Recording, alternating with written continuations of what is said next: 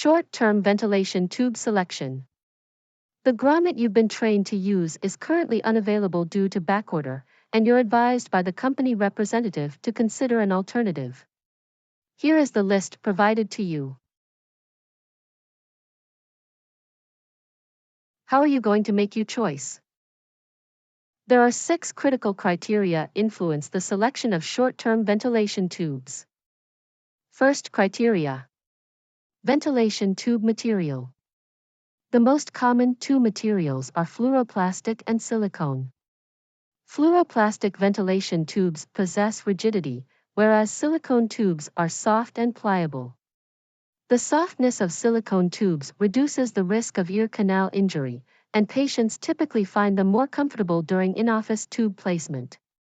The pliability of silicone tubes also enables their insertion through a smaller incision, as they can be maneuvered through the myringotomy incision.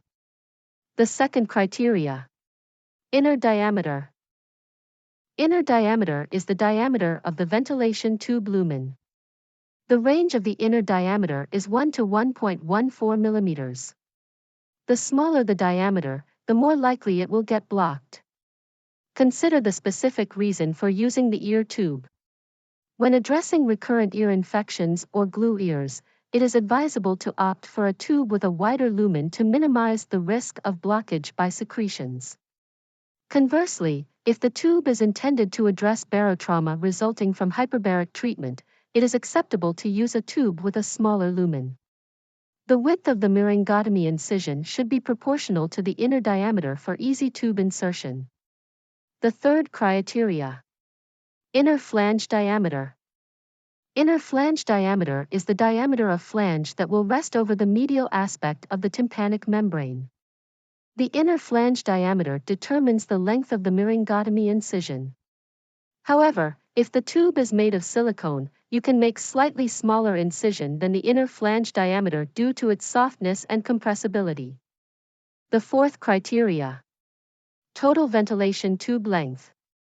The total length of the tube is a key factor in determining the overall size of the ventilation tube. This is particularly important in cases of an atelectatic tympanic membrane, where the space between the tympanic membrane and the medial wall of the middle ear is reduced.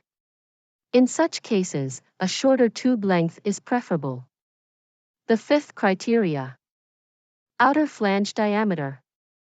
The outer flange diameter is the diameter of flange that will rest over the outer aspect of the tympanic membrane.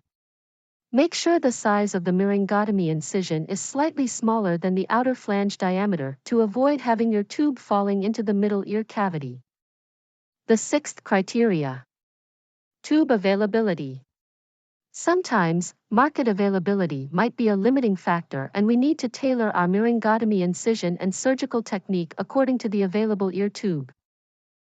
Thank you for watching.